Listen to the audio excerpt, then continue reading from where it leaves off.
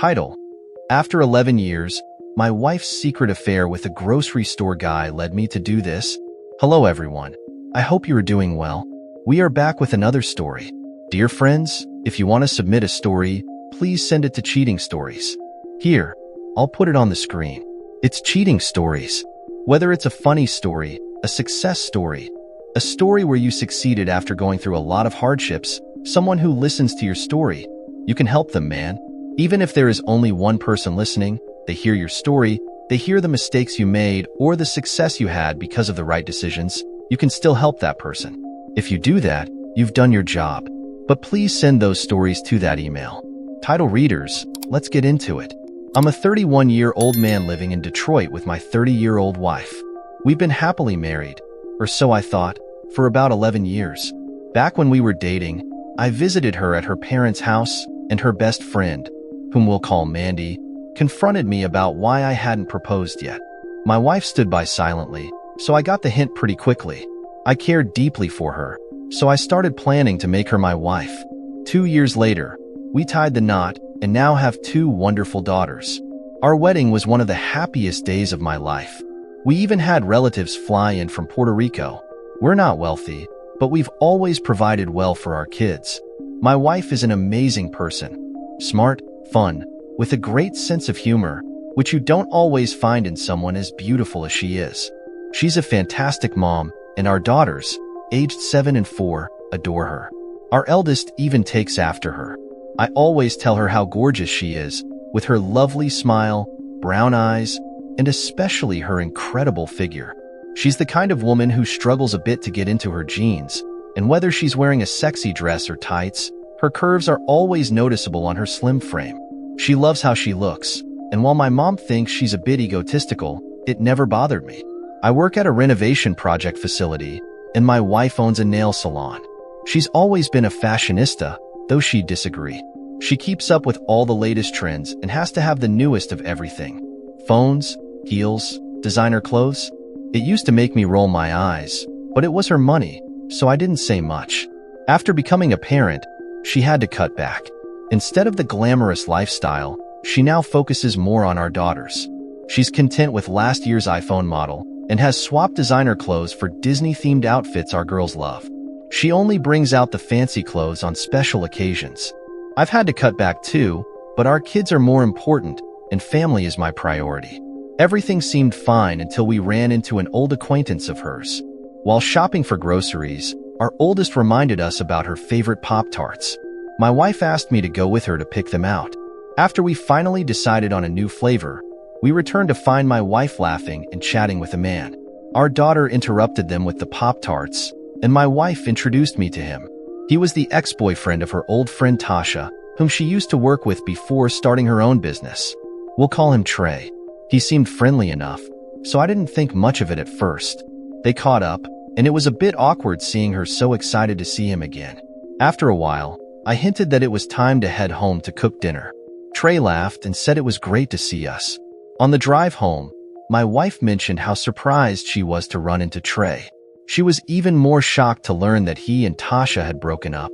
When I asked when she last spoke to Tasha, she said it had been about 4 years. I figured they had lost touch. I thought that would be the end of it, but as time went on, I noticed that Trey and my wife were keeping in touch.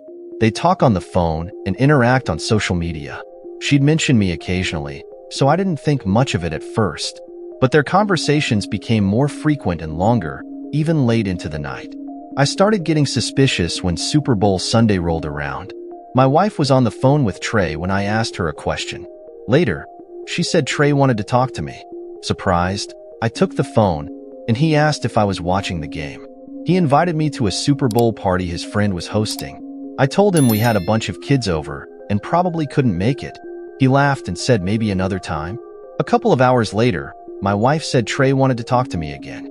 He extended the invitation once more, saying I could join them if I could get away. My wife offered to have her brother pick up his kids earlier so we could go. After he came and got the kids, we got ready and arrived at the party around halftime.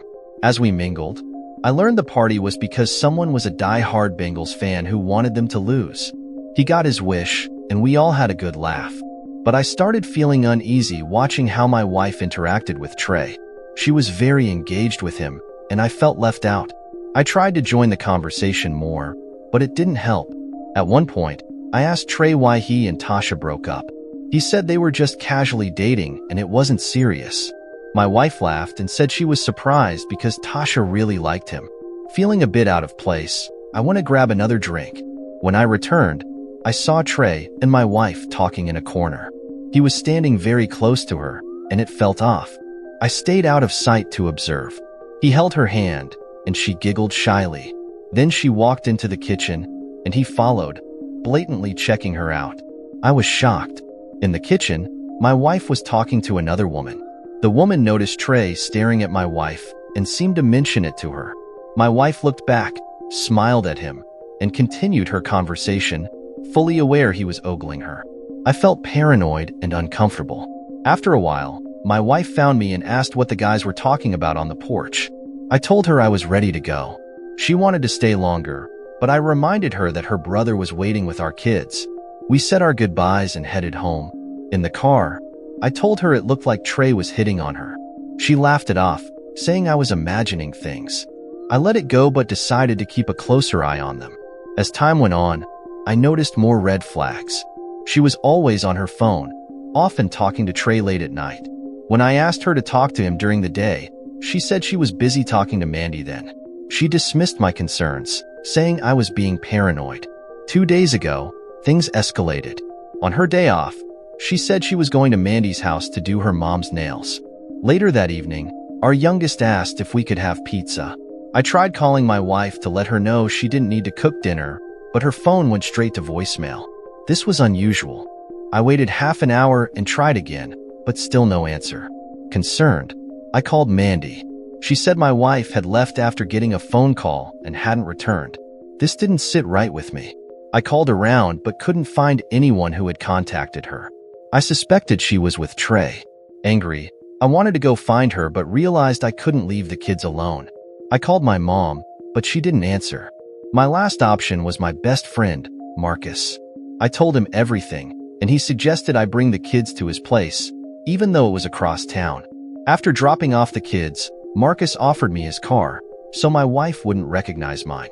He asked if I wanted him to come, but I said no. I drove to Trey Street, even though I didn't have his exact address. It was a rough neighborhood, but I didn't care. Eventually, I spotted my wife's car and saw her and Trey together. He was barely dressed, and they were standing too close for comfort. She looked like she was getting ready to leave. I was furious but decided to head home. I beat her back and waited. When she finally arrived about 40 minutes later, she barely acknowledged me and went straight to the bedroom. I confronted her about her phone being off. She claimed it had died and needed to be charged. I told her Mandy said she had left, and she brushed it off. I asked if she had been with Trey. She hesitated before saying I was overreacting. She became defensive, saying she was tired and didn't want to argue. She acted like I was the one causing problems. Since then, things have been strained. She barely talks to me, always texting on her phone, and seems to want to avoid me. I don't know what to do. I feel like I'm going crazy, but the signs are all there. I hope I'm just overreacting, but I fear the worst. First response from Miserable on 59.99. Wow, really? Pack her bags and have her call Trey to tell him she's coming to stay. No remorse, no apologies, and more lies. See a lawyer, let her know, and have her served. If she comes to her senses, you can always reconsider, but you need to act quickly and decisively. Letting this drag on will only lead to more pain. Good luck. Next thought from Deloco6913. She cheated and is still cheating. Walk away and set up co-parenting. Your kids are being raised in a toxic environment. Another comment from JH Daughter. Seriously, brother, come on. Why did you let her entertain this man? Why did you go to this party? Don't let her disrespect you like this. They are cheating, and you're accepting it.